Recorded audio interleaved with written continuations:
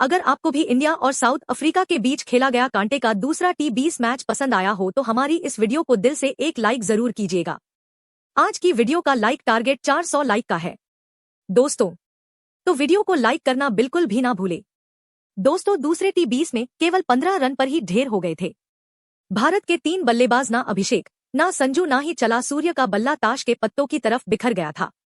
भारत का सितारों से सजा बल्लेबाजी क्रम, लेकिन तभी मुश्किल की घड़ी में तिलक वर्मा के साथ मिलकर अक्षर पटेल और भारतीय बल्लेबाजों हार्दिक रिंकू ने मिलकर मचाया ऐसा हाहाकार, चुटकियों में पलट डाला मैच का पूरा रुख। तो आखिर कैसे टॉप ऑर्डर के बिखरने के बाद भी टीम इंडिया ने उड़ाकर रख दी अफ्रीकी गेंदबाजों की धज्जियां खड़ा कर दिया। पहाड़ जैसा स्कोर, रोंगटे खड़े कर देने वाले इस रोमांचक पहले 23 ओवर मुकाबले की पूरी हाइलाइट का वीडियो तो हम आपको दिखाएंगे ही, लेकिन उससे पहले आपको क्या लगता है कि सूर्य, हार्दिक और संजू में कौन सबसे बेस्ट बल्लेबाज और कप्तान है? अपनी राय नीचे कमेंट करके जरूर बताइए दोस्तों। दुनिया की 2 सबसे बड़ी टीमों इंडिया और साउथ अफ्रीका के बीच आज 4 मैचों की रोमांचक T20 सीरीज का दूसरा और कांटे का महामुकाबला JK बरहा के Saint George Park cricket stadium पर शुरू हुआ, जिसकी अंतिम गेंद तक यह बता पाना नामुमकिन था कि कौन सी टीम इस मैच में बाजी मारने वाली है। इस मैदान पर जब टॉस के लिए सिक्का उछाला गया तब एक बार फिर टॉस के बॉस बने साउथ अफ्रीका के कप्तान एडेन मार्करम और उन्होंने टॉस जीतकर दोबारा से भारतीय बल्लेबाजों को बैटिंग करने का निमंत्रण दे डाला। दिलों को जोश से भर देने वाले दोनों देशों के नेशनल एंथम के बाद टीम इंडिया को विस्फोटक शुरुआत दिलाने पिछले मैच के शतक वीर संजू सैमसन के साथ विस्फोटक अभिषेक शर्मा की तूफानी जोड़ी मैदान में कदम रख चुकी थी, जिनके कंधों पर करोड़ों हिंदुस्तानियों की उम्मीदों का भार था। दूसरी तरफ इस बार साउथ अफ्रीका की इज्जत बचाने के लिए पहले ओवर में ही आए मार्को जेनसन और फिर इस गेंदबाज ने कुछ ऐसा चमत्कार दिखाया कि पूरे हिंदुस्तान को खामोश और हताश कर दिया। जी हां, पहले 2 गेंद पर ही उन्होंने संजू सैमसन के हक्के बक्के गुल कर दिए थे। गेंद बल्ले को छूना तो दूर उनके समझ भी नहीं आई थी, तो तीसरी ही गेंद पर जेनसन ने चमत्कार दिखाते हुए अपनी नागिन की तरह लहराती हुई गेंद से संजू के तीनों विकेट उखाड़कर उन्हें क्लीन बोल्ड किया और टीम इंडिया के सबसे बड़े बल्लेबाज को घुटनों पर ला दिया था।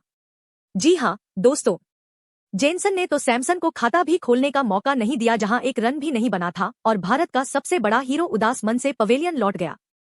उनके आउट होने के बाद मैदान में सूर्य भले ही आए, लेकिन सूर्य के भी जेनसन ने छक्के छुड़ा दिए और ओवर की अंतिम 3 गेंद पर भी उन्होंने एक रन नहीं दिया, जिसकी वजह से पहला ओवर विकेट मेडन हो गया और अभी से टीम इंडिया मुसीबत के दलदल में नजर आ रही थी। हालांकि दोस्तों, दूसरा ओवर लेकर आए कुवैत से की पहली ही गेंद पर चौका लगाकर अभिषेक ने टीम इंडिया और अपना खाता खतरनाक अंदाज में खोल दिया, लेकिन दोस्तों ओवर की चौथी गेंद पर ही कुवैतजे ने अभिषेक शर्मा को भी विकेट के पीछे आउट करवाकर टीम इंडिया को दूसरा झटका दे दिया था। ऐसा सबने मान लिया था, लेकिन दोस्तों सलाम है, अभिषेक शर्मा को उन्होंने समझदारी दिखाते हुए तुरंत रिव्यू का इस्तेमाल किया, जिस पर पता चला कि गेंद पर बल्ले का एज नहीं लगा है और थर्ड अंपायर ने अभिषेक शर्मा को नॉट आउट दे दिया और उन्हें बहुत बड़ा जीवनदान भी मिला था। लेकिन दोस्तों, अभिषेक शर्मा कोई रोहित शर्मा तो है नहीं कि जीवनदान मिलने के बाद वह शतक मार दे, और ऐसा ही हमें देखने को मिला। वह अपने जीवन दान का बिल्कुल भी फायदा उठा नहीं पाए और ओवर की 5वीं ही गेंद पर बड़ा छक्का लगाने के चक्कर में मार्को जेनसन को अपना आसान सा कैच थमा बैठे, जिसका नतीजा हुआ कि 5 रन ही बने थे और भारत के दोनों पवेलियन का रास्ता नाप बैठे थे, जहां अभिषेक केवल 5 रन बना पाए। ऐसे में अब मुश्किल में फंसी टीम इंडिया को निकालने के लिए सूर्य का साथ निभाने युवागण तिलक वर्मा आ चुके थे और आते ही तीसरे ओवर में मार्को जेनसन की दूसरी ही गेंद पर विकेट के सामने तीर की तरह सीधा चौका लगाकर तिलक ने अपने खतरनाक इरादों से साउथ अफ्रीका को रूबरू करवा दिया था। भले ही टीम इंडिया के 2 विकेट गिर चुके थे, लेकिन अभी भी 140,000 हिंदुस्तानियों को भरोसा था कि टीम इंडिया यहां से 200 रन भी आसानी से बना सकती है, और यही डर भी साउथ अफ्रीका को सता रहा था। तभी तो उनके गेंदबाज विकेट लेने के लिए एड़ी चोटी का जोर लगा रहे थे। दूसरी तरफ रन बनाना उतना आसान नहीं था। इस चौके के बाद जेनसन ने खतरनाक वापसी करते हुए केवल एक बाइट का रन दिया, जिसकी वजह से पहले 3 ओवर में केवल 11 रन ही बने थे और भारत के 2 विकेट तो पहले ही गिर चुके थे। जहां सबको लग रहा था कि इस T20 मैच में हमें दोबारा से चौके छक्कों की बारिश देखने को मिलेंगे, वहां पर साउथ अफ्रीका के गेंदबाजों ने इस T20 को टेस्ट मैच में तब्दील कर दिया था, जहां एक रन के लिए भारतीय बल्लेबाजों को संघर्ष करना पड़ रहा था। चौथा ओवर फेंकने आए थे शिमला ने। सबको लगा था कि इस ओवर में सूर्य तो काउंटर अटैक करेंगे। उन्होंने पहले ही गेंद पर 2 रन लेकर ओवर को बड़ा बनाने की शुरुआत भी कर दी थी, लेकिन कमाल कर दिया इस गेंदबाज ने। उसने सूर्य जैसे दिग्गज बल्लेबाज को भी बांधे रखा। चौके छक्के लगाना तो दूर, सूर्य तो सिंगल के लिए तरस गए। 5वीं गेंद पर वह 2 रन ले पाए। लेकिन ओवर की आखिरी गेंद पर शिमला ने सूर्य को ऐसा चकमा दिया कि गेंद सूर्य के बल्ले को बीट करते हुए सीधा उनके पैड पर जाकर लगी और अंपायर की उंगली खड़ी हो गई, जहां कप्तान सूर्य भी LBW होकर पवेलियन चल दिए और टीम इंडिया की कमर टूट चुकी थी। जहां सूर्य 9 गेंदें खेलकर केवल 4 रन बना पाए तो 4 ओवर में स्कोर बोर्ड पर केवल 15 रन बने थे और भारत के 3 खूंखार बल्लेबाज घुटने टेक चुके थे। ऐसे में अब टीम इंडिया की डूबती नया पार लगाने की जिम्मेदारी तिलक वर्मा के साथ अक्षर पटेल के मजबूत कंधों पर आ चुकी थी। 5वां ओवर लेकर आए कुवैत से की बाउंसर पर तिलक वर्मा ने स्टेडियम पर तूफानी छक्का लगाकर बता दिया कि टीम इंडिया इतनी आसानी से हार मानने वाली नहीं है। इस छक्के ने निराश भारतीय फंस के चेहरे पर मुस्कान लाने का भी काम किया था, क्योंकि यह जांबाज अपने बल्ले से रन नहीं बल्कि आग उगलने को तैयार था। पावर प्ले का अंतिम ओवर लेकर आए शिमला ने की पहली ही गेंद पर कवर को चीरते हुए अक्षर पटेल ने एक और खूबसूरत चौका बटोर और टीम इंडिया को रॉकेट की रफ्तार से आगे बढ़ाना शुरू कर दिया था। ओवर की तीसरी गेंद पर भी अक्षर पटेल ने गेंदबाज पर चढ़कर प्रहार करते हुए एक और खूबसूरत चौका बटोरा।